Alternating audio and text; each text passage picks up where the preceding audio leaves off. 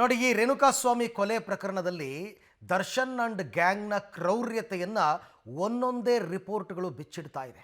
ಬರ್ತಾ ಇರತಕ್ಕಂಥ FSL reports ಹೆಂಗೆ ಕೊಲೆ ಮಾಡಿದ್ದಾರೆ ಇವರು, ಯಾವ ಥರ ಚಿತ್ರಹಿಂಸೆ ಕೊಟ್ಟು ಅವನಿಗೆ ನರಕ ದರ್ಶನ ಮಾಡಿಸಿದ್ದಾರೆ ಅಂತಕ್ಕಂಥದ್ದು ಒಂದೊಂದಾಗೆ ಗೊತ್ತಾಗ್ತಾ ಇದೆ.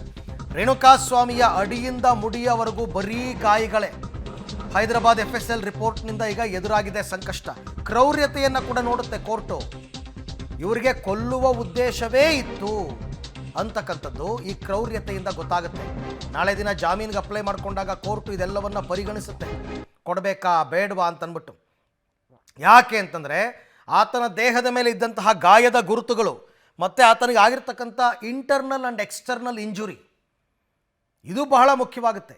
ಹೆಂಗೆ ಹೊಡೆದಿರ್ಬೋದು ಇವರೆಲ್ಲ ಸೇರಿಕೊಂಡು, ಹೆಂಗೆ ಆತನ ಮೇಲೆ ಹಲ್ಲೆ ಮಾಡಿರ್ಬೋದು ಗೊತ್ತಾಗಬೇಕಲ್ಲ ಆ ಕ್ರೌರ್ಯತೆ ಏನು ಅಂತಕ್ಕಂಥದ್ದು.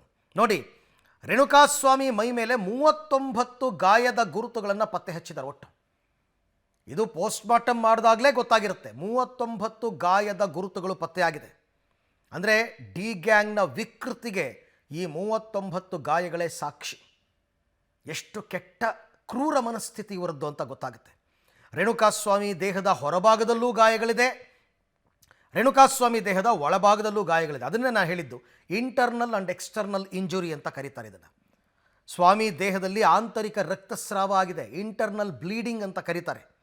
ರಿಬ್ಸ್, ಎದೆಯ ಮೂಳೆಗಳು ಅಂತ ಏನು ಹೇಳ್ತೀವಿ, ರಿಬ್ಸ್, ಅದು ತುಂಡಾಗಿ ಶ್ವಾಸಕೋಶಕ್ಕೆ ಚುಚ್ಕೊಂಡಿದೆಯಂತೆ. ಆ ಪರಿ ಹೊಡೆದಿದ್ದಾರೆ. ಸೊ ಹೈದರಾಬಾದ್ನ FSLನಿಂದ ಈಗ ಮತ್ತೊಂದು ರಿಪೋರ್ಟ್ ಬಂದಿರತಕ್ಕಂಥದ್ದು.